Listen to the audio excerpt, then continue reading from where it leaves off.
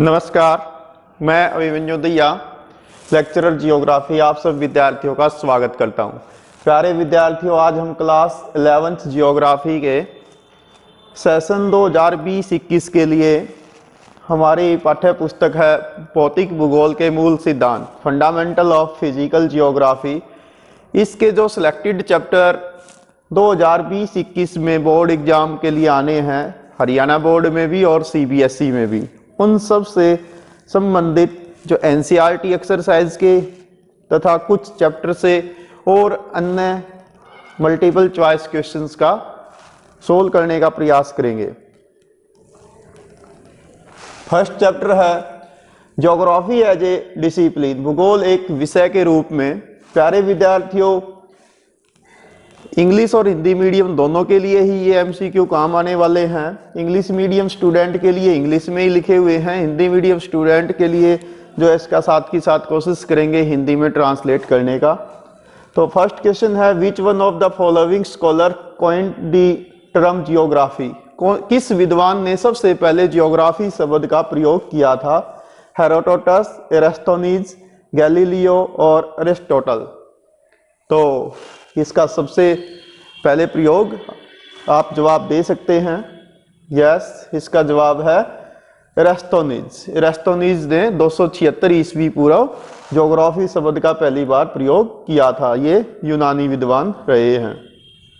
Second question है, which one of the following features can be termed as physical feature, इनमें से कौन सी एक भौतिक लक्षण है?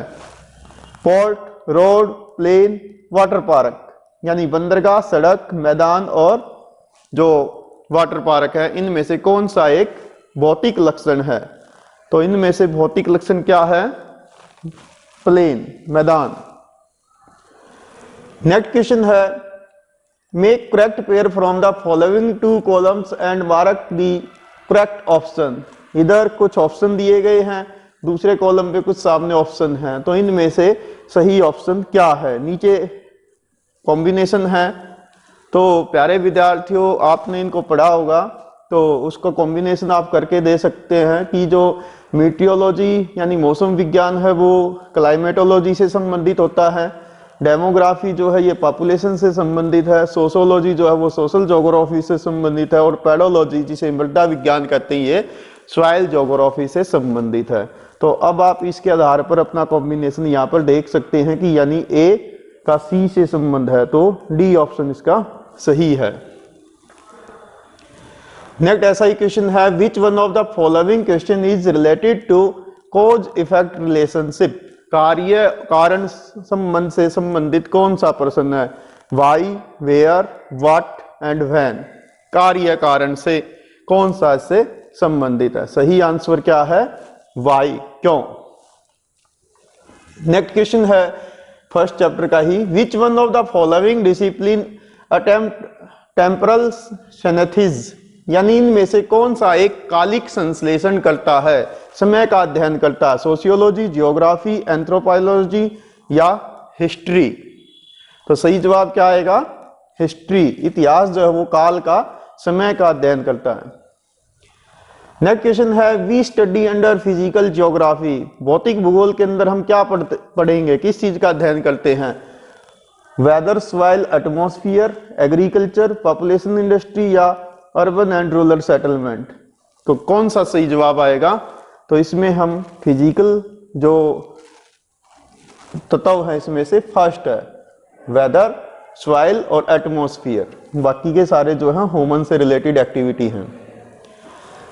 नेक्स्ट क्वेश्चन आता है, which of the following is not studied under economic geography, आर्थिक भूगोल के अंतर्गत इनमें से किसका अध्ययन नहीं करेंगे? एग्रीकल्चर का, इंडस्ट्री का, ट्रांसपोर्ट का या पॉपुलेशन का?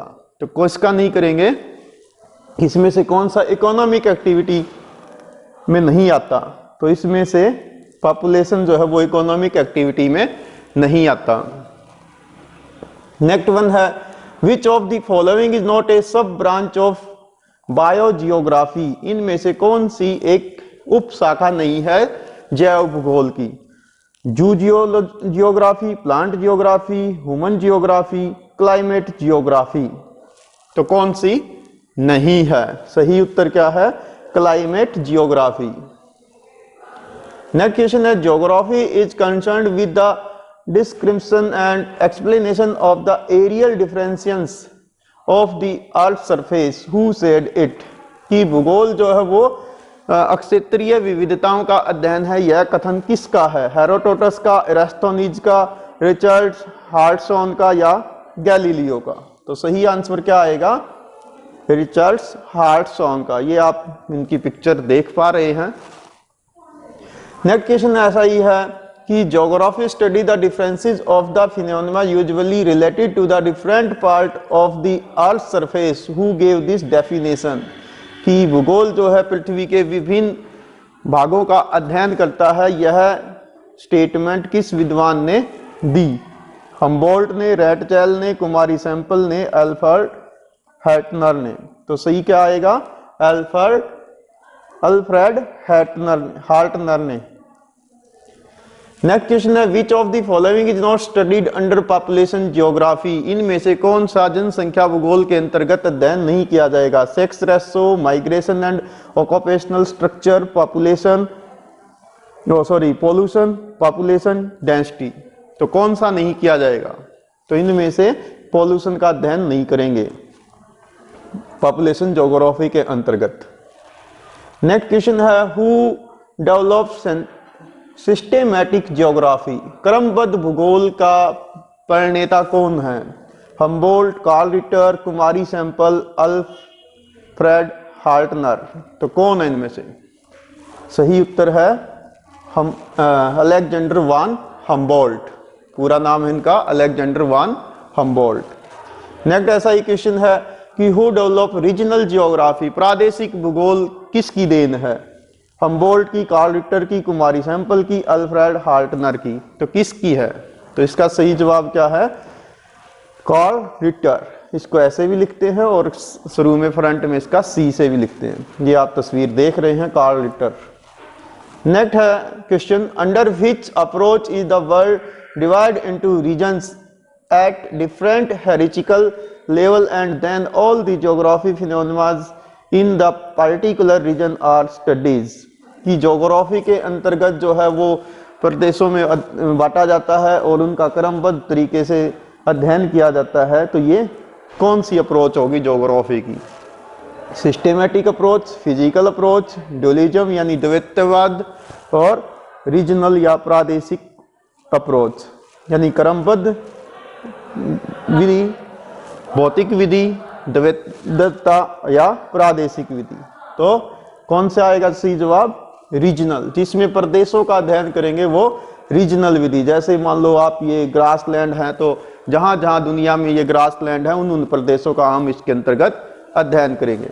नेक्स्ट ऐसा ही क्वेश्चन है कि कौन सी जो अप्रोच है जिसके अंदर हम पूरे संसार को एक स्थानिक या टोपोलॉजी के आधार पर अध्ययन करते हैं? तो इसमें क्या आएगा? सिस्टेमैटिक, यानी पूरे तरीके से, एक क्रमबद्ध तरीके से इसका अध्ययन किया जाएगा।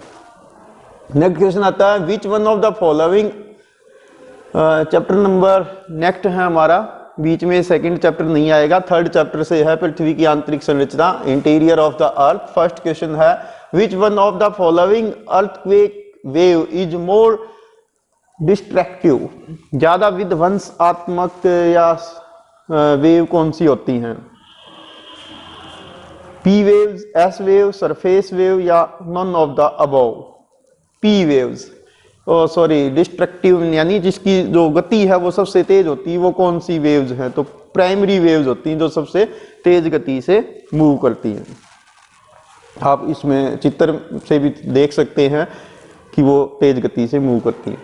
नेक्स्ट क्वेश्चन आता है, which one of the following is the direct source of information about the interior of the अर्थ? कि पृथ्वी के आंतरिक भागों को जानने के लिए सबसे अच्छा माध्यम कौन सा? Earthquake wave, volcano, gravitational force या अर्थ मैग्नेटिज्म यानी भूकंप, ज्वालामुखी, गुरुत्वाकर्षण बल या पृथ्वी का चुंबकत्व? तो सही जवाब क्या आएगा? अर्थक्वेक। नेक्स्ट क्वेश्चन है, which type of the volcanic eruption have caused Deccan trap. Maharashtra और गुजरात मध्य प्रदेश के अंदर जो काली मिट्टी का प्रदेश मिलता है उसे दक्कन ट्रैप कहते हैं। तो क्वेश्चन ये है कि वो किससे बना हुआ है, किस प्रकार का ज्वालामुखी इरप्शन से वो बना है। सील्ड कहते हैं उसको, फ्लड कहते हैं, या कॉम्पिस्ट कहते हैं, या कॉल्डेरा कहते हैं। ये सारे ज्वालामुखी से ही संबंधित शब्द हैं। तो सही जवाब आएगा फ्लड यानी प्रवाह। दक्कन ट्रैप एक प्रकार का लावे के प्रवाह से बना हुआ है। ये आप देख रहे हैं एरिया, और इस टाइप्स की ट्रैप्स मतलब वहां पर रॉक्स मिलती हैं। नेक्स्ट क्वेश्चन आता है which one of the following describe the lithosphere. Lithosphere इनमें से कौन सा है? अपर एंड लोअर मेटल, या crust and upper metal, crust and core, metal and core. तो इनमें से कौन सा है? पृथ्वी की आंतरिक संरचना में 3 परतें मिलती हैं। सबसे ऊपर वाली होती है क्रस्ट, फिर होती है मेटल, और फिर होती है कोर। तो इनमें से कौन सा मिलकर लिथोस्फीयर बनाता है? तो लिथोस्फीयर जो है वो कौन सा होगा इसमें से? क्रस्ट और अपर मेटल, ये होगा। नेक्स्ट ऐसा ही क्वेश्चन है, how do we measure magnitude of the earthquake, यानी जो भूकंप है उसका परिमाण किस से मापेंगे? रिक्टर स्केल से, मर्कली स्केल से, मेजरिंग स्केल से, या सिस्मोग्राफ से? ध्यान से देखें क्वेश्चन को, क्या जवाब आएगा? ओके, इसका सही जवाब है रिक्टर स्केल से हम परिमाण अर्थक्वेक का मापते हैं, मैग्नीट्यूड। नेक्स्ट ऐसा क्वेश्चन है, how do we measure intensity, तीव्रता, भूकंप की तीव्रता किससे मापेंगे? रिक्टर स्केल से, मर्कली स्केल से, मेजरिंग स्केल से, या सिस्मोग्राफ से? तो इसका सही जवाब क्या आएगा? Mercalli scale. ये आप इसमें देख रहे हैं कि जैसे जैसे इंटेंसिटी बढ़ती जाती है तो वो किस प्रकार से उसकी तीव्रता इंक्रीज होती है।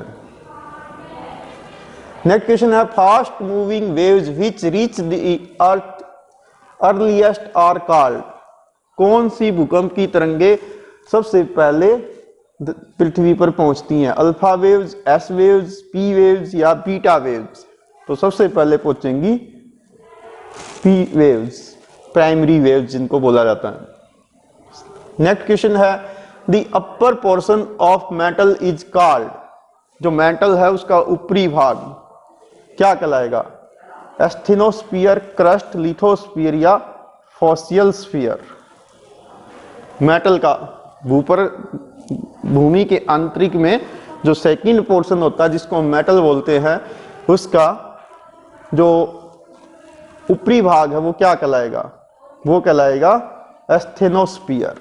ये आप देख रहे हैं ये वाला हिस्सा, ये इधर कॉन्टिनेंट है, इधर ओशन है, उनके नीचे वाला जो हिस्सा होता है ऊपर पट्टी है नीचे वाला, ये एस्थेनोस्फीयर कहलाएगा। नेक्स्ट आता है, what is the approximate depth of metal. जो पृथ्वी की दूसरी पार्ट है क्रस्ट से नीचे मेटल, तो उसकी गहराई कितनी होगी? 2400 किलोमीटर, 2900 किलोमीटर, 5100 किलोमीटर, या 6371 किलोमीटर? कौन सी है? तो सही आंसर है बी, 2900 किलोमीटर। जैसे आप देखेंगे यहां तक ये मेटल का हिस्सा है। नेक्स्ट आता है, core is made of which metals. जो पृथ्वी की सबसे गहरी परत है जिसको हम कोर कहते हैं, वो किन से बना हुआ? कौन से तत्वों से बना हुआ है? आयरन और मैग्नीशियम से, आयरन और सिलिका से, निकल और आयरन से, निकल और मैग्नीशियम से। तो किससे बना हुआ है? आप जवाब दे सकते हैं। यस, सही ऑप्शन है सी, निकल और आयरन। इसे नीफे बोला जाता है। यहाँ आयरन को फेरस भी बोलते हैं। तो नीफे, निकल प्लस फेरस, यानी निकल और लोहा। नेक्स्ट क्वेश्चन है, what is the density of the rocks between the adjoining line on metal and core. जहां मेटल और कोर है वहां बीच में जो परतें हैं वहां पर चट्टानों का घनत्व कितना है? 3 से 4 ग्राम पर स्क्वायर सेंटीमीटर, 5 ग्राम पर स्क्वायर सेंटीमीटर, 4 से 5 ग्राम पर स्क्वायर सेंटीमीटर या 6 ग्राम पर स्क्वायर सेंटीमीटर। सही जवाब क्या आएगा? सेकंड 5 ग्राम पर स्क्वायर सेंटीमीटर, यानी 3 से 5 के बीच में होता है नॉर्मली। नेक्स्ट क्वेश्चन ऐसा ही है, what is the thickness of the crust? 10 kilometre से 200 किलोमीटर, 50 से 300 किलोमीटर, 30 से 400 किलोमीटर, 100 से 200 किलोमीटर। जो भूपर पट्टी है उसकी गहराई कितनी है? तो इसकी गहराई जो है वो सबसे फर्स्ट है 10 किलोमीटर से 200 किलोमीटर। यानी नॉर्मली ये जो ओशन होते हैं उसके नीचे इसकी गहराई कम होती है, महाद्वीपों के नीचे इसकी गहराई अधिक होती है। कहीं कहीं पर थोड़ी ज़्यादा होती है, नॉर्मली यहाँ पर 10 किलोमीटर तक और इधर 35 किलोमीटर तक रहती है। नेक्स्ट आता है, what is the density of the rocks of metal? जो भूपर पट्टी के अंदर मेटल है उसके अंदर जो चट्टाने हैं उनका घनत्व क्या है? ये आपका पहले भी आया था, वहां पर जो है क्रस्ट के बारे में पूछा गया था। तो यहाँ पर कितनी है? 3 ग्राम पर स्क्वायर सेंटीमीटर, 5 ग्राम पर स्क्वायर, या 4 से 5 या 6 ग्राम पर स्क्वायर सेंटीमीटर। सही जवाब है फर्स्ट ऑप्शन, यानी जो मेटल है इसके ऊपर वाले हिस्से में जो है इसकी गहनता 3 से 4 ग्राम पर स्क्वायर सेंटीमीटर होती है। नेक्स्ट ऐसा ही है, crust and upper portion of the mantle take together is called? Crust का और ऊपरी पोर्शन जो मेटल है वो क्या कहलाएगा? शायद ऐसा ही क्वेश्चन पहले भी आया था, एस्थेनोस्फीयर, मैग्मा, लिथोस्फीयर, कोर। तो क्या आएगा? एस्थेनोस्फीयर, लिथोस्फीयर कहलाएगा। जो एस्थेनोस्फीयर था वो उसका ये वाला ऊपर का ही हिस्सा है और इसके सबसे ऊपरले पार्ट को लिथोस्फीयर बोलते हैं। नेक्स्ट आएगा, what is the mean thickness of oceanic crust? यानी महासागरों के नीचे भूपर पट्टी की गहराई कितनी है? 5 किलोमीटर, 30 किलोमीटर, 10 किलोमीटर और 70 किलोमीटर। ओशन के नीचे कम है, ये नॉर्मली 5 किलोमीटर होती है, ज़्यादा से ज़्यादा कहीं कहीं पर 10 किलोमीटर होती है, तो एवरेजली 5 किलोमीटर। नेक्स्ट आता है, what is the mean thickness of continental crust? Option same है, क्या आएगा उत्तर? 30 किलोमीटर। नेक्स्ट आता है, which instrument is used to detect and record earthquake? किस यंत्र से हम भूकंप को मापते हैं? सिस्मोग्राफ से, सिस्मोमीटर से, ए एंड बी बोथ से, या नन ऑफ दी अबव से? क्या आएगा जवाब? सही उत्तर है सी भाग, ए एंड बी दोनों एक ही टूल के नाम है। सिस्मोग्राफ भी कहते हैं, सिस्मोमीटर भी कहते हैं। नेक्स्ट है, basalt rock found in which layer of the earth? Basalt sial में, सीमा में, नीफे में। यानी सबसे ऊपरी वाली परत को सियाल, सिलिका प्लस एल्यूमिनियम, सेकंड परत होती है उसको सिलिका प्लस मैग्नीशियम, और तीसरी होती है निक्किल और फेरम। तो कौन सी में मिलेगा? तो सही जवाब क्या आएगा? Second, sima, silica plus magnesium, इसमें बेसाल्ट रॉक्स मिलती हैं। नेक्स्ट आता है, the deepest mine of the world is located in? सबसे गहरी खान कौन सी है, माइन कौन सी है? ऑस्ट्रेलिया के अंदर है, साउथ अफ्रीका में है, यूएसए में है, या इंडिया में है? कौन सी है? तो सबसे गहरी जो खान है वो दक्षिण अमेरिका के अंदर है, गोल्ड माइन, जो जोहान्सबर्ग के पास में है। ये इधर जोहान्सबर्ग है, तो इसके यहाँ पर ये वाली जो माइनिंग है, ये आप चित्र में देख रहे हैं, लगभग 4 किलोमीटर गहरी माइन है। अगर भारत की बात पूछें, यहाँ पर क्वेश्चन बदल दिया जाता है कि भारत की सबसे गहरी कौन सी है, तो कोलार गोल्ड माइन कर्नाटका में सबसे गहरी है भारत में। Next question, the point where the energy released in earthquake is called? जहां से भूकंप की ऊर्जा मुक्त होती है वो क्या कहलाएगा? वो स्थान एपिक सेंटर कहलाएगा, फोकस या हाइपो सेंटर कहलाएगा, शैडो जोन कहलाएगा, या सिस्मोग्राफ कहलाएगा? जहां से एनर्जी रिलीज होती है तो वो स्थान कहलाएगा फोकस। ये आप स्थान देख रहे हैं, मान लीजिए कि यहां से अर्थक्वेक आता है, तो ये फोकस या हाइपोसेंट्रिकल आएगा, और जहां सबसे पहले एनर्जी पहुंचती है वहां पर एपिक सेंट्रिकल आता है। नेक्स्ट क्वेश्चन है, Who among the following was the first considered the possibility of Europe, Africa and America having been located side by side? Next chapter है chapter number 4, distribution of ocean and continents, महासागरों और महाद्वीपों का वितरण। सबसे पहले किस विद्वान ने बताया कि अफ्रीका, यूरोप और अमेरिका कभी एक साथ जुड़े हुए थे? अल्फ्रेड वैगनर ने, एंटोनियो पेलेग्रिनी ने, अब्राहिम ऑल्टलीज ने या एडमंड हैस ने? तो सबसे पहले बताया था इसको अब्राहिम ऑल्टलीज ने। ये आप देख रहे हैं, ऐसे पहले ये अटैच थे। नेक्स्ट क्वेश्चन आता है, पोलर फ्लाइंग फोर्स, ध्रुवों की ओर जो भूगर्भिक प्लेटें गति करती है, ये किससे रिलेटेड है? Revolution of earth, gravitational rotation of the अर्थ या टाइड? तो किससे संबंधित है पोलर फ्लाइंग फोर्स? ओके, तो सही जवाब है रोटेशन ऑफ द अर्थ, यानी जब पृथ्वी अपनी धुरी पर चक्कर लगाती है तो भूमध्य रेखा के पास ज्यादा तेजी से घूमती है और ध्रुवों के पास धीमे से घूमती है, यानी भूमध्य रेखा के पास ज्यादा बाहर की ओर फोर्स लगती है। नेक्स्ट आता है, which one of the following is not A minor plate? इनमें से कौन सी एक छोटी लघु प्लेट नहीं है? नज़्का, अरेबियन, फिलीपींस, अंटार्कटिका। कौन सी छोटी नहीं है? तो इनमें से अंटार्कटिका जो है ये छोटी प्लेट नहीं है, ये बहुत बड़ी प्लेट है, जबकि नज़्का, इसके अलावा यहाँ पर अरेबियन और ये यहाँ पर फिलीपींस प्लेट, ये छोटी प्लेट है। नेक्स्ट क्वेश्चन है, which one of the following fact was not considered by those who while discussing the concept of sea floor spreading? महासागरों की तलहटी के विस्तार का अध्ययन जब करते हैं तो इनमें से किस तथ्य का अध्ययन नहीं करेंगे? Volcanic activity along the mid oceanic ridge, यानी जो मध्य महासागरीय कटक है उसके अंदर ज्वालामुखियों की गतिविधि, strips of the normal and reverse magnetic field observed in the rock of ocean floor.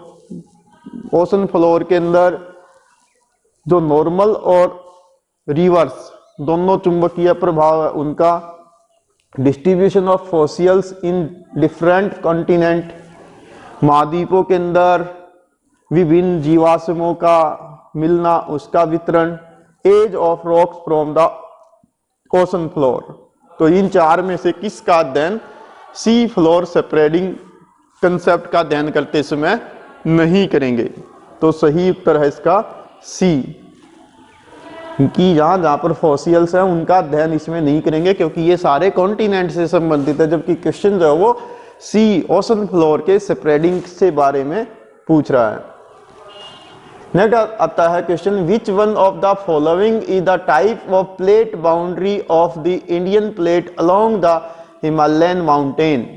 कि जब हिमालय का निर्माण हुआ या आज भी भारतीय प्लेट गति कर रही है तो ये किस प्रकार की प्लेट मोमेंट है? ओशन से कॉन्टिनेंटल कन्वर्जेंस है या डाइवर्जेंट बाउंड्री है, ट्रांसफॉर्म बाउंड्री है या कॉन्टिनेंट से कॉन्टिनेंट कन्वर्जेंस है?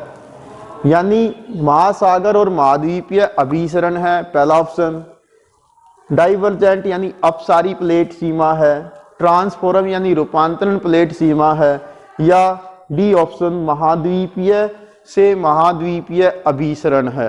कौन सा उत्तर सही है हिमालय के निर्माण में? तो सही उत्तर क्या आएगा? डी भाग, भारतीय प्लेट यूरेशियाई प्लेट से टकराती है और दोनों कॉन्टिनेंटल प्लेट हैं। नेक्स्ट क्वेश्चन आता है, according to the plate tectonic concept how many major plates are there? 7, 9, 12, 11। कितनी प्लेट हैं जो बड़ी प्लेटें हैं? तो वे हैं 7। ये आप देख रहे हैं, अमेरिकाई प्लेट, साउथ अमेरिकी प्लेट, अफ्रीकन प्लेट, यूरेशियाई प्लेट, इंडियन ऑस्ट्रेलियाई प्लेट और अंटार्कटिका प्लेट। ठीक है। और सातवीं जो है वो पैसिफिक प्लेट है। नेक्स्ट आता the continental drift theory was propounded by, जो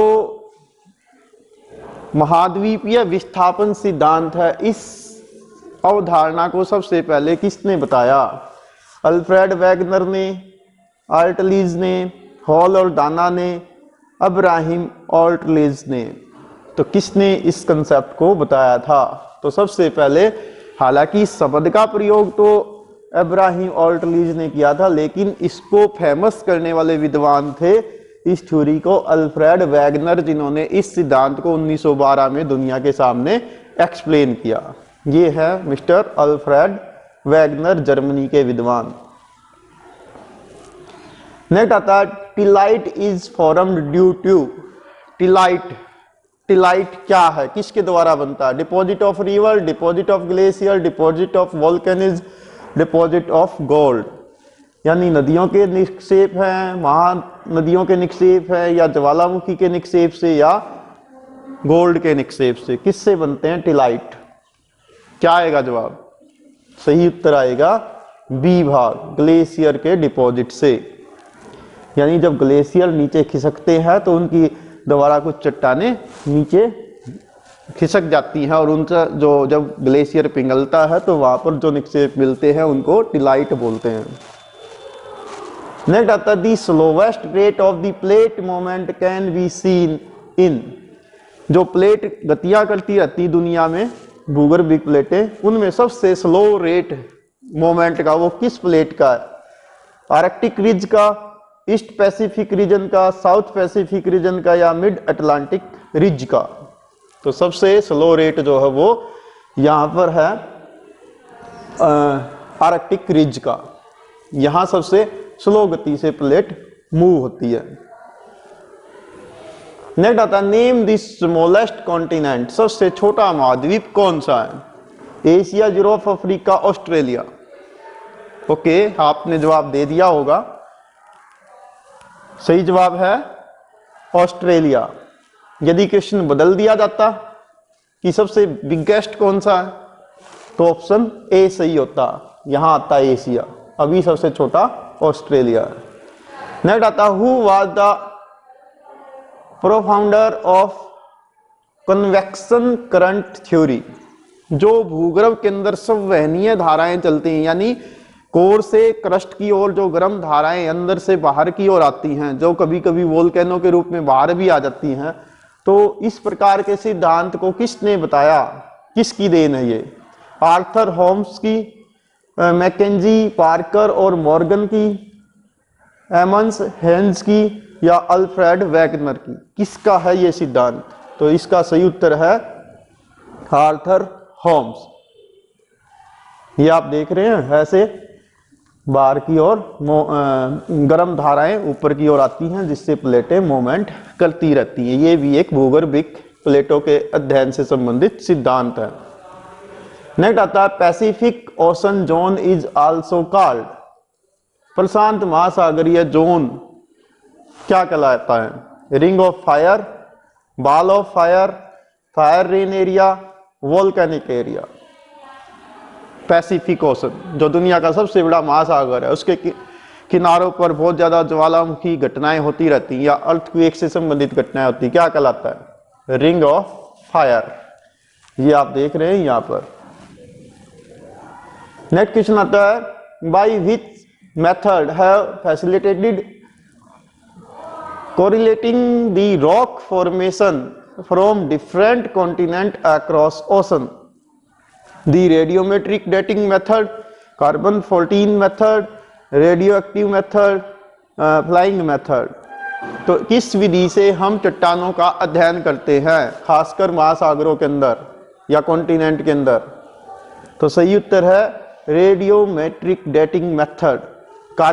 ये एक विधि होती है, रेडियो एक्टिव जो तत्व होते हैं चट्टानों के अंदर, उसको अध्ययन करते हैं। नेक्स्ट आता है what percent of the earth is covered with land and water respectively? धरती पर महासागर और महाद्वीप का वितरण कितना है, यानी पानी और सतल कितना है? 29% लैंड, 71% पानी, 71%, या बी ऑप्शन में 71% लैंड, 29% वाटर, 36% लैंड, 64% वाटर, और डी ऑप्शन है 64 लैंड 36 वाटर। कौन सा सही है? सही है ए भाग, 71% पानी है, यानी धरती पर 2/3 हिस्सा पानी है, 1/4 हिस्सा सतल है। नेक्स्ट आता है what was the name given by Alfred Wegener to large continental surrounded with water. Alfred Wegener ने उस हिस्से को क्या नाम दिया था जो चारों ओर से पानी से घिरा था? गोंडवाना लैंड, पेंथालासा, अंगारा लैंड या पेंजिया? लार्ज कॉन्टिनेंट क्या नाम दिया था? तो उसका नाम था पेंजिया, यानी जब सारे महाद्वीप आज से 200 मिलियन ईयर एगो सारे कॉन्टिनेंट जुड़े हुए थे और उनका नाम अल्फ्रेड वैगनर ने पेंजिया दिया था। नेक्स्ट क्वेश्चन आता है what was the name given to massive ocean by Wegener. Wegener ने जो आज से 200 लाख साल पहले जब सारे कॉन्टिनेंट जुड़े हुए थे तो उस समय जो पानी का हिस्सा था उसका क्या नाम दिया? पेंजिया, पेंथालासा, अंगारा लैंड या गोंडवाना लैंड? सही उत्तर क्या आएगा? पेंथालासा। जैसे ये पेंजिया था तो इसके अपोजिट में सारा का सारा हिस्सा पेंथालासा था। नेक्स्ट आता है according to Wegener Pangaea was divided into land forms namely, कि बाद में वैगनर क्या कहते हैं कि बाद में जो पेंजिया है वो कुछ सतल खंडों में डिवाइड हो गया था। उन सतल खंडों के क्या नाम है? Panthalassa and Angara land, Laurasia and Gondwana land, Livasa and continent, ocean and continent. क्या ऑप्शन सही है? सही ऑप्शन है बी भाग, लॉरेशिया। उत्तर वाला भाग लॉरेशिया, साउथ वाला भाग गोंडवाना लैंड, और इनके बीच में एक समुद्र बन गया था जिसे जियोसेंक्लाइन कहते हैं, भू अभिनीति गहरी लंबी खाई, जिसका नाम था टेथीज सी, जिसमें बाद में हिमालय पर्वत बना। नेक्स्ट आता है which one of the following are the two main constitution of the granite. Next chapter है हमारा chapter number 5, mineral and rocks. पहला क्वेश्चन है कि ग्रेनाइट के मुख्य भाग इनमें से कौन से हैं? आयरन एंड निकल, आयरन एंड सिल्वर, सिलिका और एल्यूमिनियम, और आयरन ऑक्साइड एंड पोटासियम। सही उत्तर क्या है? सी भाग, सिलिका और एल्यूमिनियम। ऐसी होती है ग्रेनाइट और ये सियाल से बनी होती है, सिलिका और एल्यूमिनियम से। Next, which one of the following is the silent feature of metamorphic rocks. रूपांतरित चट्टानों की मुख्य विशेषता क्या है? चेंजेबल, क्वाइट, क्रिस्टलाइन या फोलिएशन? सही उत्तर क्या आएगा? एक विशेषता जो सबसे प्रमुख है मेटामॉर्फिक रॉक्स की, दैट इज चेंजेबल, चेंज हो जाती है। जैसे जैसे ताप बढ़ेगा और प्रेशर बढ़ेगा तो ये चेंज होती चली जाएंगी, जैसे सेल से स्लेट, फिलाइट में, सिस्ट में या नीस में। नेक्स्ट है which one of the following is not a single element mineral. इनमें से कौन सा एक तत्व से बना हुआ खनिज नहीं है? Gold, silver, mica, graphite? कौन सा नहीं है? That is mica. अभ्रक, अभ्रक नहीं है, ये बहुत सारे मिनरल्स का मिला जुला रूप होता है और भारत में दुनिया का 60% माइका मिलता है, अभ्रक मिलता है। Which one of the following is the hardest mineral. सबसे कठोर खनिज कौन सा है? Topaz, diamond, quartz, feldspar? Yes, सही उत्तर क्या आएगा? डायमंड। हीरा सबसे कठोर है। यदि क्वेश्चन पलट दिया जाए कि सबसे सॉफ्ट कौन सा है, ऑप्शन यही हो तो ए ऑप्शन हो जाएगा, टोपाज सबसे सॉफ्ट होता है। नेक्स्ट आता है which one of the following is not A sedimentary rock. इनमें से कौन सी एक अवसादी चट्टान नहीं है? टिलाइट, बोरैक्स, ब्रेसिका या मार्बल? सेडिमेंट्री रॉक्स नहीं है। ओके, सही उत्तर आएगा मार्बल, जिससे ब्यूटीफुल ताजमहल बनाया गया। ऐसी रॉक्स होती है जमीन में, ये मेटामॉर्फिक रॉक्स हैं, मार्बल। ठीक है, बाकी की तीनों सेडिमेंट्री रॉक है और सादी चट्टानें कहलाती हैं। Science of minerals is called mineralogy, mineral science, petrology या आयरनोलॉजी, क्या कहलाएगी? सही जवाब है सी भाग, सेल विज्ञान या शैली की, पेट्रोलॉजी इसको बोला जाता है। ठीक है, नीचे आप कुछ नोट्स भी पढ़ सकते हैं कि पेट्रोलॉजी और मिनरोलॉजी में क्या डिफरेंस है। नेक्स्ट क्वेश्चन है, which rock are formed by metamorphism of limestone? चूना पत्थर किस चीज में चेंज हो जाएगा मेटामॉर्फिक रॉक्स के? मार्बल में, स्लेट में, ग्रेनाइट में या सिस्ट में? किस में चेंज होगा? मार्बल में। नेक्स्ट है, which rock are formed by metamorphism of basalt? Basalt किस में बदलेगा? मार्बल, स्लेट, ग्रेनाइट या सिस्ट में? तो सही उत्तर क्या आएगा? ये बदल जाएगा आपका बेसाल्ट, सिस्ट में बदल जाएगा। डी ऑप्शन सही है। नेक्स्ट है, पेट्रोलॉजी डज नॉट स्टडी, जो शैली की है, सेल विज्ञान, ये किसका अध्ययन नहीं करती? Structure of mineral, shape and organisation of minerals, source of minerals, types of rocks, किसका अध्ययन नहीं करती है? तो ये टाइप्स ऑफ रॉक्स का अध्ययन नहीं करती है। Next, which of the following is not example of metamorphic rock? इनमें से कौन सी रूपांतरित चट्टान नहीं है? स्लेट, मार्बल, लाइमस्टोन, सिस्ट, कौन सी नहीं है मेटामॉर्फिक? लाइमस्टोन नहीं है, ये सेकेंडरी रॉक्स वो होती है, सेडिमेंट्री रॉक, बाद में ये इसमें चेंज हो जाती है।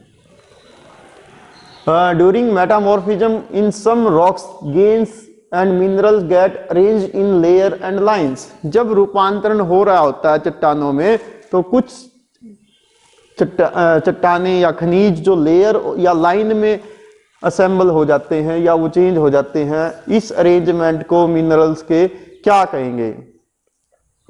लाइनेशन, अरेंजमेंट, फंक्शनलिटी या डिसैपनिंग, क्या कहेंगे? इसको बोलेंगे ए भाग, लाइनेटेशन, पंक्तियां सी बन जाती इसमें, ऐसा बन जाएगा। नेक्स्ट वन कर रहा है, what kind of the metamorphic rocks has its mineral grains arrange in plane या बैंड? जब ये बैंड में बदल जाएंगी तो क्या कहलाएंगी? ऑप्शन सेम है, तो तब ये कहलाएंगी फ्लोएशन। ये जैसे ये बैंड में बदल गई अलग अलग। इसी प्रकार से the mineral grain in rocks are arranged randomly, और जब ये रैंडमली हो जाए, कुछ कोई इसका ना ये लाइनिंग में हो या ना ये बैंड में हो, तो इस टाइप की क्या कहलाएगी? ऑप्शन है लाइनटेशन, अरेंजमेंट, नॉन फ्लोटेशन या फ्लैटेड, तो क्या कहलाएंगी? सी भाग, नॉन फ्लैटेड कहलाएंगी, इस टाइप की हो जाएंगी।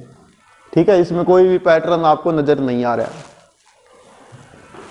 नेक्स्ट आता है, ग्रेनाइट टर्न इनटू, ग्रेनाइट किस में बदल जाता है? स्लेट में, मार्बल में, क्वार्टजाइट में या नीस में? किस में बदलेगा जी? नीस में बदल जाएगा। नेक्स्ट आता है, सैंडस्टोन टर्न इनटू, जो सैंडस्टोन है वो किस में बदलेगा? स्लेट में, मार्बल में, क्वार्टजाइट में या नीस में? सैंडस्टोन बदलेगा क्वार्टजाइट में। नेक्स्ट आता है, shale turn into, option same है, सेल किस में बदल जाएगा? सेल जो है वो स्लेट में चेंज हो जाएगा। नेक्स्ट आता है, which of the following mineral is non metallic, इनमें से कौन सा एक धात्विक खनिज नहीं है? लोहा, कॉपर, कोयला, gold. Iron, copper, coal and gold, कौन सा नहीं है? तो इसमें से कोयला नहीं है। नेक्स्ट आता है which of the following is not an example of igneous rock, अग्न्य चट्टान इनमें से कौन सी नहीं है? ग्रेनाइट, ग्रेवो, पेगमिट, मार्बल, इनमें से कौन सी इग्नियस रॉक नहीं है? ओके, सही उत्तर है मार्बल, क्योंकि ये मेटामॉर्फिक रॉक है, ऐसी होती है ये जमीन के अंदर मार्बल। नेक्स्ट आता 98% of the crust of the earth is made of the 8 element, 8 मुख्य तत्वों से पृथ्वी का अधिकांश जो क्रस्ट है वो बना हुआ है। Which of the following is not among these 8 elements, उन 8 तत्वों में से इनमें से कौन सा नहीं है? Oxygen, silica, aluminium and iron, calcium and sodium, mica and granite, इनमें से कौन सा नहीं है? सही उत्तर क्या है? माइका और ग्रेनाइट, ये 8 तत्वों में से नहीं है, बाकी के सारे एलिमेंट इसमें होते हैं। नेक्स्ट आता है which of the following is not A precious metal, इनमें से कौन सा एक बेशकीमती खनिज नहीं है? गोल्ड, सिल्वर, प्लेटिनम, कॉपर, कौन सा नहीं है?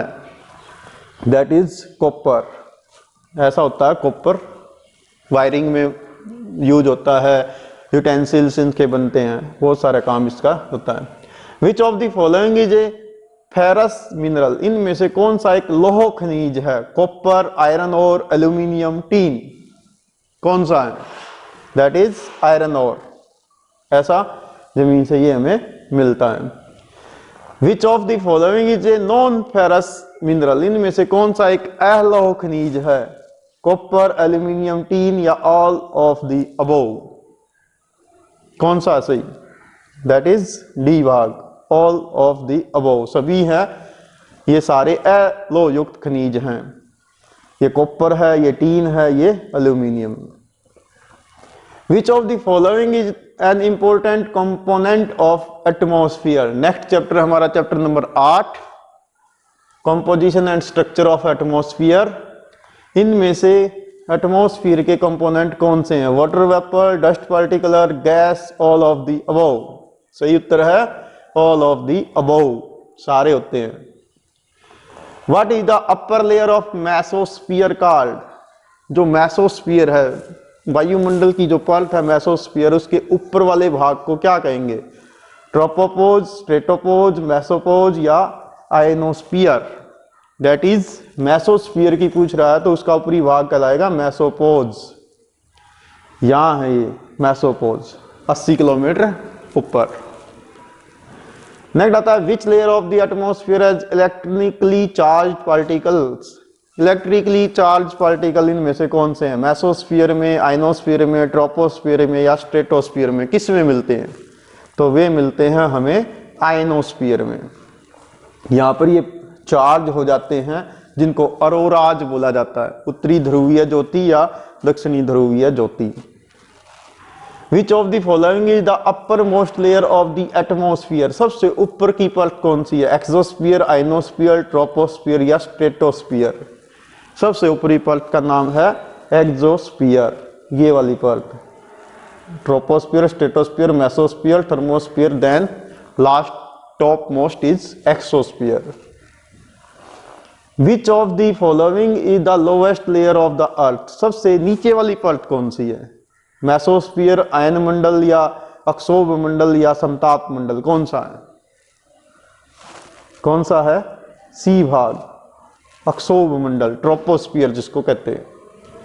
नेक्स्ट आता है the air is an integral part of the earth mass and 99% of the total mass of the atmosphere is confined to the height of how many kilometre from the earth surface, धरातल से कितने kilometre की ऊंचाई तक वायुमंडल का 99% आयतन या उसका मास जो है वो कवर हो जाता है? 10 किलोमीटर तक, 12 तक, 24 तक या 32 किलोमीटर तक? सही उत्तर क्या आएगा? 32 किलोमीटर तक। नेक्स्ट आता है to what height carbon dioxide and water vapour are found in atmosphere, carbon dioxide और वाटर वेपर कितनी ऊंचाई तक मिलते हैं? 60, 75, 90 या 100? सही उत्तर है 90 किलोमीटर तक, 90 किलोमीटर। नेक्स्ट वन आता है to what height of is ozone found. Ozone कितनी ऊंचाई तक मिलती है? 10 से 50 किलोमीटर, 5 से 60 किलोमीटर, 30 से 80 किलोमीटर, 40 से 90 किलोमीटर। कौन सा ऑप्शन सही है? ए ऑप्शन सही है। यहां मिलती है ओजोन 10 किलोमीटर से 50 किलोमीटर के बीच, समताप मंडल में, स्ट्रेटोस्फीयर में। Which of the following layer of atmosphere is most important for life? इनमें से कौन सी जीवन के लिए सबसे जरूरी है? Nitrogen, oxygen, ozone, carbon dioxide. कौन सी जरूरी है? ओजोन। लेयर पूछा है, गैस नहीं पूछी, ध्यान रखना। विच लेयर, गैस नहीं पूछ रहा, डाउट हो सकता है ऑप्शन में। लेयर पूछी है, लेयर यहां पर केवल ओजोन है, बाकी की सारी गैस है। तो ओजोन लेयर हमारे लिए जरूरी है क्योंकि ये सूर्य से आने वाली अल्ट्रा वायलेट रेज से हमें बचाती है। तो इसलिए ध्यान रखें कि बीच में कहीं ऑप्शन में मिस्टेक ना हो जाए। नेक्स्ट है, what are the causes behind increasing density of carbon dioxide? वायुमंडल के अंदर कार्बन डाइऑक्साइड का घनत्व बढ़ता जा रहा है, उसके पीछे कारण क्या है? Burning of fossil fuels, killing animal, exploitation of minerals, ozone layer depletion. तो कौन सा है? कार्बन डाइऑक्साइड क्यों बढ़ रही है? सबसे पहला ऑप्शन ठीक है, फॉसिल फ्यूल्स के जलाए जाने से कार्बन डाइऑक्साइड बढ़ती जा रही है वातावरण में, जैसे नेचुरल गैस को जलाना, पेट्रोलियम को या कोयले को, ये सारे जीवाश्म ईंधन कहलाते हैं। नेक्स्ट वन आता है, which one of the following gas constitute the major portion of the atmosphere? इनमें से कौन सी जो गैस है वो वायुमंडल में सबसे ज्यादा है या मुख्य भाग है? Oxygen, nitrogen, organ, carbon dioxide. Yes, सही उत्तर क्या आएगा? नाइट्रोजन। 78% जो है ये वातावरण के अंदर है, 21% सेकेंड मोस्ट ऑक्सीजन है, बाकी की सारी गैसें 1% है। एटमॉस्फेयर की layer important for human being is? मनुष्य के लिए सबसे जरूरी इनमें से कौन सी लेयर है? स्ट्रेटोस्फीयर, मेसोस्फीयर, ट्रोपोस्फीयर या आयनोस्फीयर? समताप मंडल या मेसोस्फीयर या अक्षोभ मंडल या आयन मंडल? कौन सी सही है? कौन सी सबसे जरूरी है? दैट इज ट्रोपोस्फीयर, अक्षोभ मंडल, जो सबसे नीचे वाली परत है। Sea salt, pollen, ash, smoke salt, fine soil, these are associated with? समुद्र का नमक है, धुएं के कण आदि हैं, ये किससे संबंधित है? गैस से, डस्ट पार्टिकल से, वाटर वेपर से या मेट्रियोज से, उल्का पिंडों से?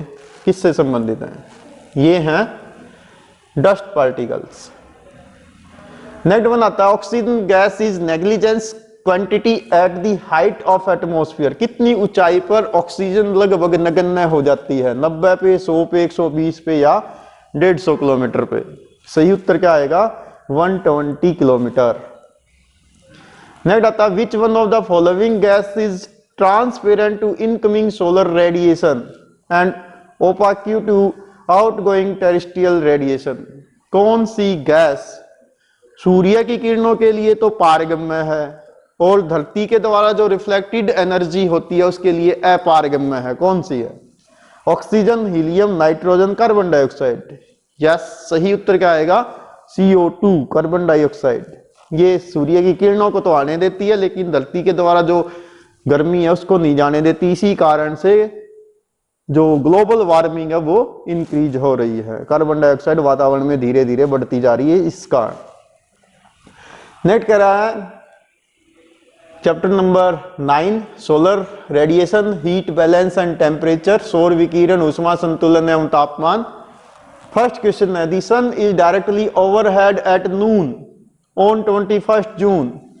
21 जून को सूर्य सीधा कहां चमकेगा? इक्वेटर पे, 23 डिग्री एंड हाफ साउथ यानी ट्रॉपिक ऑफ कैप्रिकॉर्न पे, 23 डिग्री एंड 5 नॉर्थ यानी ट्रॉपिक ऑफ कैंसर पे, 66 एंड हाफ डिग्री नॉर्थ यानी आर्कटिक सर्कल पे। इनमें से 21 जून को सूर्य सीधा 90 डिग्री पर किस रेखा पर चमकता है? दैट इज सी भाग।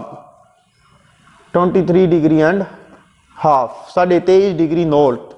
यहाँ आप देख रहे हैं ये जून की स्थिति है और यहाँ पर सूर्य की किरणें 90 डिग्री पे गिर रही हैं। यदि यहाँ पर क्वेश्चन बदल दिया जाए कि 22 दिसंबर को कहाँ चमकेगा, तो फिर ऑप्शन आपका हो जाएगा ट्रॉपिक ऑफ कैप्रिकॉर्न। दिसंबर में ये स्थिति होती है, जून में ये स्थिति होती है, क्योंकि पृथ्वी अपने अक्ष पर झुके हुए सूर्य के चक्कर लगाती है, इसलिए सिचुएशन चेंज हो जाती है।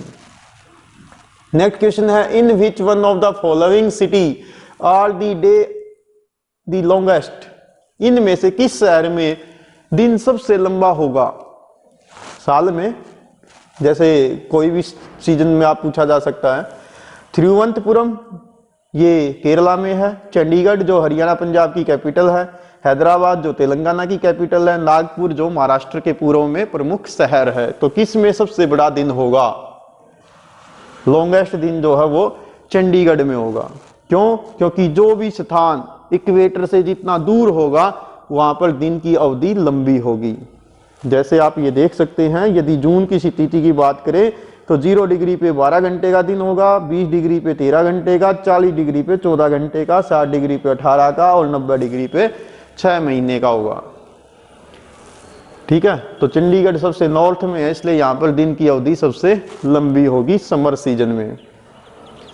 नेक्स्ट है, the atmosphere is mainly heated by the, किससे गर्म होता है वातावरण?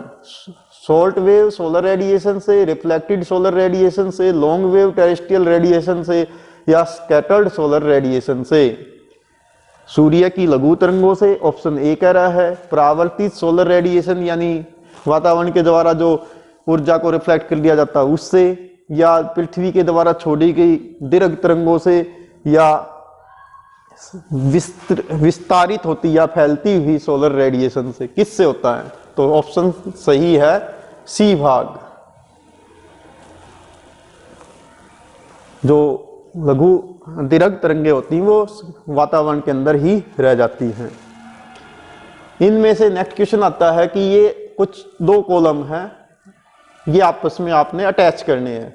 Insolation, albedo, isotherm, annual range. इधर कुछ ऑप्शन आपके लिखे हुए हैं, जैसे difference between the mean temperature of the warmest and coldest month, the line joining the place of equal temperature, the incoming solar radiation, the percentage of visible light reflected on object. इनमें आपस में ये attach करने आपने, तो कौन सा किससे जुड़ेगा? देखो, इंसोलेशन है इनकमिंग सोलर रेडिएशन, यानी ए के सामने 3 आएगा। एल्बिडो जो होता है वो होता है albedo the percentage of visible light reflected by an object, किसी वस्तु के द्वारा परावर्तित ऊर्जा या प्रकाश। आइसोथर्म होती है एक लाइन जो समान तापमान वाले स्थानों को जोड़ती है। और एनुअल रेंज क्या होती है कि सबसे गर्म और सबसे ठंडे महीनों के बीच के तापमान का अंतर एनुअल रेंज कहलाएगा। तो आप ऐसे इसका ये देखिए सही जवाब ऐसे आएंगे, ए के सामने 3, बी का 4, सी का 2, डी का 1।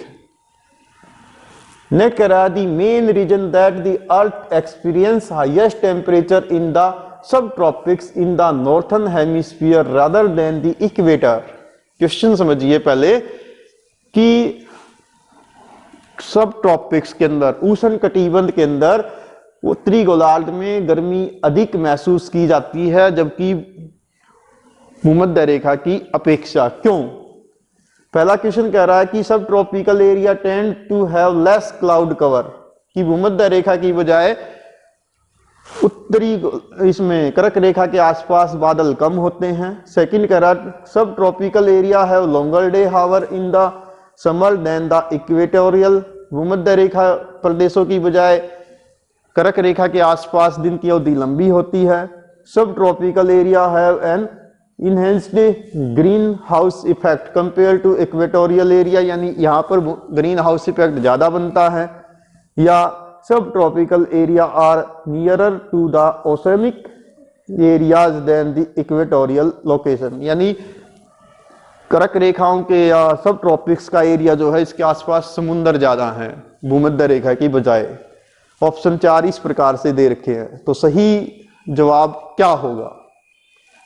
सही जवाब होगा आपका बी भाग कि जो समर सीजन आएगा नॉर्थ हेमिस्फीयर के अंदर, जब जून 21 को सूर्य कर्क रेखा पर सीधा चमकेगा तो यहाँ पर भूमध्य रेखा की बजाय दिन लंबे होंगे। जैसे आप यहाँ देखिए, ये है इक्वेटर, यहाँ दिन की अवधि छोटी है जबकि यहाँ पर दिन की अवधि लंबी है।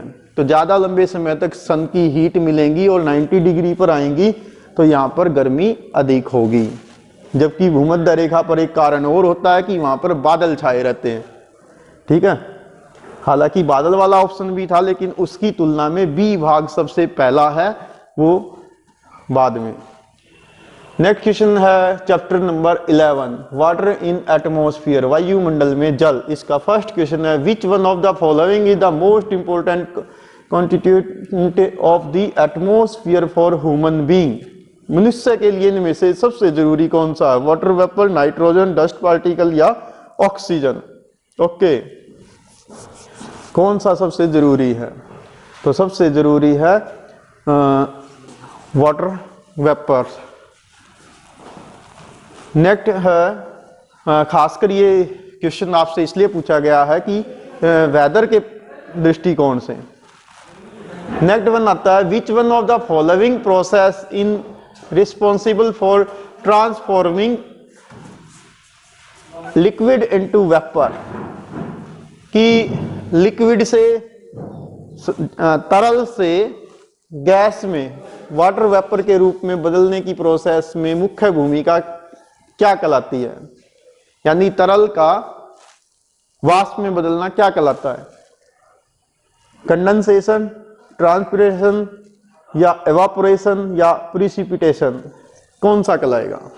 सही आंसर आएगा सी भाग, इवापोरेशन कहलाएगा, वाष्पीकरण। नेक्स्ट आता है, the air that contained moisture to its full capacity, जब किसी वायु में आर्द्रता पूर्ण रूप से भर जाए तो क्या कहलाएगी? रिलेटिव ह्यूमिडिटी, सापेक्ष आर्द्रता, स्पेसिफिक ह्यूमिडिटी, निरपेक्ष आर्द्रता, एब्सोल्यूट ह्यूमिडिटी, विशिष्ट आर्द्रता या सैचुरेटेड एयर, संतृप्त वायु, क्या कहलाएगी? जैसा नाम से पता चल रहा है, डी भाग, संतृप्त वायु, जब वायु पूरी तरह से नमी से भर जाए।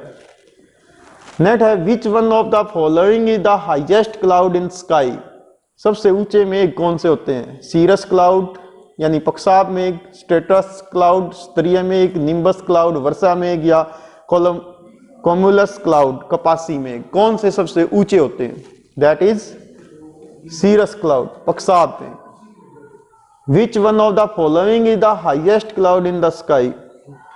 सीरस क्लाउड होते हैं। ओके, नेक्स्ट चैप्टर है लाइफ ऑन द अर्थ, पृथ्वी पर जीवन। Which one of the following is included in biosphere, इनमें से कौन सा बायोस्फीयर में शामिल होता है? Only plant, all living and non living organism, only animal, all living organism, क्या इसमें से बायोस्फीयर में शामिल होंगे? ऑल लिविंग ऑर्गेनिज्म यानी सभी जीवित पदार्थ, पेड़ पौधे, जीव जंतु सब।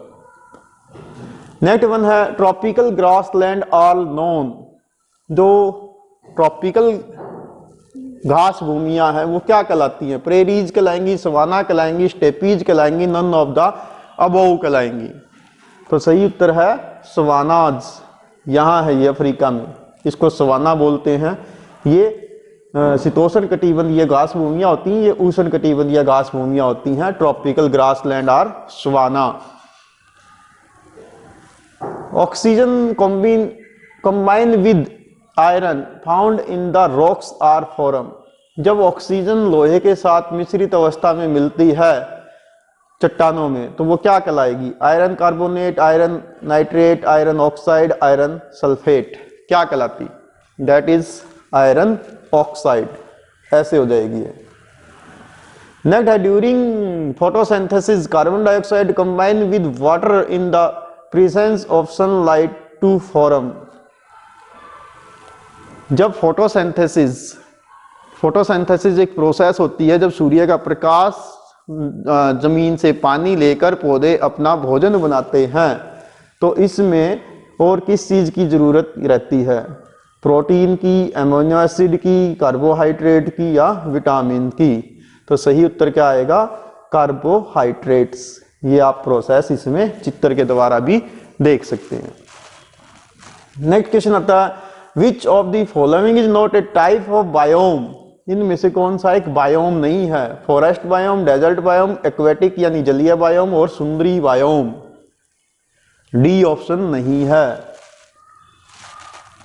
नेक्स्ट वन आता है, very less rainfall and high rate of evaporation is a feature of which type of biome? जिसमें बहुत कम बारिश होती हो और ज्यादा वाष्पीकरण होता हो, ऐसा कौन सा बायोम है? फॉरेस्ट, डेजर्ट, एक्वाटिक या सुंदरी बायोम? कौन सा होगा? मरुस्थलीय बायोम, डेजर्ट बायोम। डेजर्ट में गर्मी ज्यादा होती है, वाष्पीकरण अधिक होता है। Which of the following is related to ecology? Ecology से संबंधित इनमें से कौन सा है? बर्थ ऑफ लिविंग ऑर्गेनिज्म, वृद्धि, विकास, ऑल ऑफ द अबव। सही उत्तर क्या है? ये सारी चीज होती हैं, जन्म भी होता है, वृद्धि भी होती है, विकास भी होता है, सब होते हैं पारिस्थितिकी में। All organism became so much interlinked and interdependent on each other that life of one can't be imagined without the other। पारितंत्र में सभी जीव एक दूसरे से बहुत ज्यादा इंटरलिंक्ड हो जाते हैं, एक दूसरे पर निर्भर होते हैं, एक दूसरे के बगैर उनका जीवन संभव नहीं है। ये शब्द क्या कहलाएगा? ये सारी व्यवस्था बायोम, इकोलॉजी, फूड चेन या food web, that is ecology, पारितंत्र कहलाएगा। Which of the following is included in biotic factor? इनमें से कौन सा जैव तत्व है? Producer, consumer, decomposer, all of the above. सही उत्तर क्या आएगा? All of the above. उत्पादक भी है, उपभोक्ता भी है, अपघटक भी है, सारे के सारे जैव पदार्थ हैं। नेक्स्ट आता है, ecosystem are of two types. कौन सी दो टाइप्स होती है इकोसिस्टम की? Terrestrial and aquatic, biotic and abiotic, regional and world ecosystem, all of the above. तो सही उत्तर आएगा ए ऑप्शन, स्थलीय पारितंत्र और जलीय पारितंत्र। नेक्स्ट आता है, biome is group of. Biome किस चीज का समूह है? प्लांट एंड एनिमल का, एबोटिक एलिमेंट्स का, एक्वेटिक एलिमेंट्स का या नन ऑफ द अबव? कौन सा आएगा? सही उत्तर आएगा प्लांट्स एंड एनिमल्स। ये सारे मिलकर बायोम का निर्माण करते हैं। नेक्स्ट आता है, which of the following is included in primary consumer? प्राथमिक उपभोक्ता कौन है? कार्निवर्स यानी मांसाहारी, हार्बीवर्स शाकाहारी, डिकम्पोजर अपघटक या all of the above? Primary, primary में आएगा शाकाहारी, herbivores.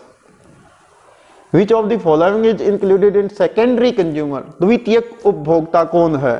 That is option same है, कार्निवर्स कहलाएंगे, मांसाहारी कहलाएंगे। नेक्स्ट आता है, very small portion of sunlight receive on the earth is used to photosynthesis, what percentage is it? सूर्य के जो प्रकाश का हिस्सा है जो पृथ्वी की ओर आता है, उसमें से कितना हिस्सा फोटोसिंथेसिस की प्रोसेस में यूज होता है? 0.50%, only 1%, 0.1%, 0.2%। Right answer is 0.1%। Next आता है, conservation of biodiversity is important for? Animal के लिए, एनिमल प्लांट के लिए, प्लांट के लिए या आर ऑर्गेनिजम्स के लिए? संरक्षण, जैव विविधता का संरक्षण किसके लिए जरूरी है? ऑल ऑर्गेनिज्म के लिए जरूरी है। Next chapter 16 biodiversity and conservation, जैव विविधता और संरक्षण, पहली बुक का ये अंतिम चैप्टर है। प्रिटेंडेड स्पेसीज, लुप्त प्रजातियां कौन सी कहलाती है? Tainted, other, lion and tiger, all, evident in number या और suffering from the danger of extinction? कौन सी कहलाएगी? जो दूसरों के द्वारा शिकार की गई है, या शेर हैं या बाघ हैं, जिनकी संख्या कम है या जिनकी भविष्य में खत्म होने का, लुप्त होने का खतरा है। डी ऑप्शन सही है। नेक्स्ट आता है, national park and sanctuaries are established for purpose of? Recreation की, हंटिंग, पैट्स या कंजर्वेशन, किस उद्देश्य के लिए नेशनल पार्क और सेंचुरी बनाए जाते हैं? डी ऑप्शन सही है, कंजर्वेशन के लिए। नेक्स्ट आता बायोडायवर्सिटी इज रिचर इन, जैव विविधता कहाँ ज्यादा होती है? ट्रॉपिकल रीजन में, पोलर रीजन में, टेम्परेट रीजन में या ओशन में? उष्ण कटिबंधीय क्षेत्रों में या ध्रुवीय क्षेत्रों में या शीतोष्ण कटिबंध में या महासागरों में? कहाँ सबसे ज्यादा होती है? दैट इज ट्रॉपिकल रीजन, उष्ण कटिबंध में, भूमध्य रेखीय प्रदेशों में। यहाँ इंडोनेशिया, भारत, यहाँ जो बोलते हैं इसको अफ्रीका के बीच में है इक्वेटोरियल प्रदेश, यहाँ पर है कांगो बेसिन और यहाँ पर Brazil Amazon basin. In which one of the following country the earth summit was held, पृथ्वी सम्मेलन इनमें से कहां पर हुआ था? यूके में, मैक्सिको में, ब्राजील में, चाइना में? सही उत्तर है ब्राजील। यहाँ है ब्राजील। यहाँ 1992 में 3 से लेके 14 जून 1992 को पृथ्वी सम्मेलन हुआ था, अर्थ समिट हुई थी।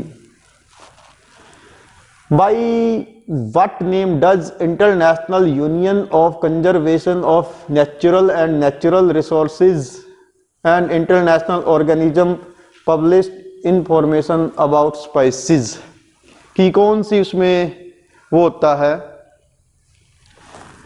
White list, yellow list, wild life list, red list. यानी अंतरराष्ट्रीय जो संघ है लुप्त प्रजातियों का संरक्षण करने के लिए कौन सी बुक तैयार करता है? तो रेड लिस्ट कहलाता है।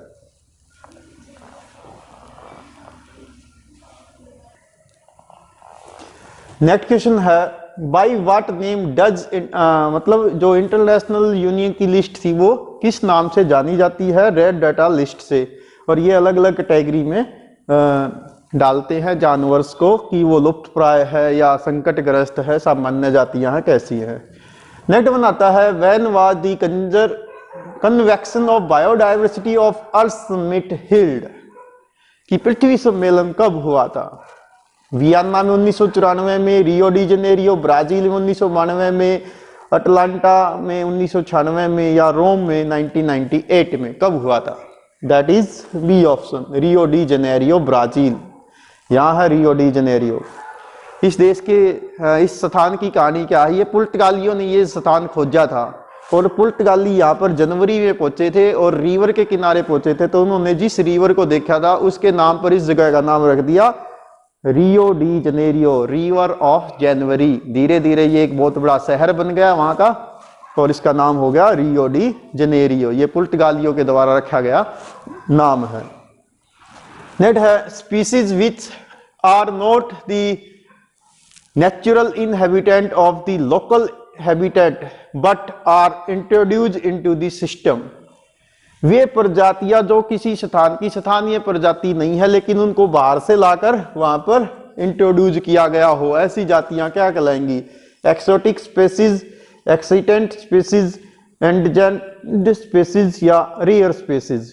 यानी पर विदेशी प्रजातियां या वहां की बाह्य पहले से ही वहां पर विद्यमान प्रजातियां या डेंजरस प्रजातियां जो लुप्त होने के खतरे पर हैं या लुप्त प्राय प्रजातियां या रेयर जो बहुत ही रेयर हैं यानी विशिष्ट प्रजातियां। तो कौन सी कहलाएंगी?